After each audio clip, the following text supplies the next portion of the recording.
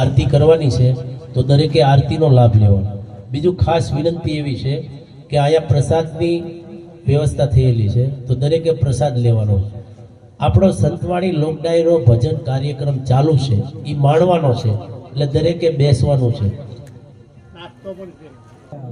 દર પૂનમ ભજન હોય, 12 વાગે ને નાસ્તો આવે, અને 12 વાગે નાસ્તો આવે, નાસ્તો કર્યા પછી અમારે આંખું બંધ કરી અને અમારા બાપુ ભજનની શરૂઆત કરે।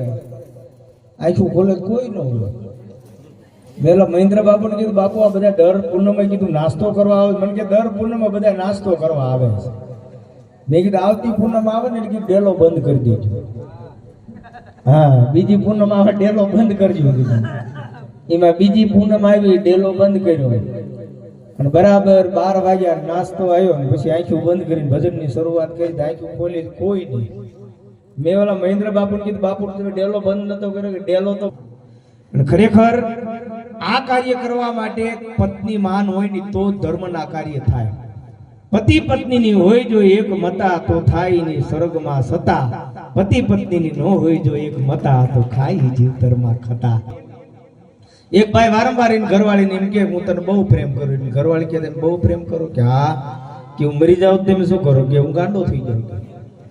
પણ કે હું મરી જાઉં તમે બીજું બૈરું કરો ખરા કે ગાંડા ગમે એ કરે કે ગાંડાનું કાંઈ નક્કી નહીં કે।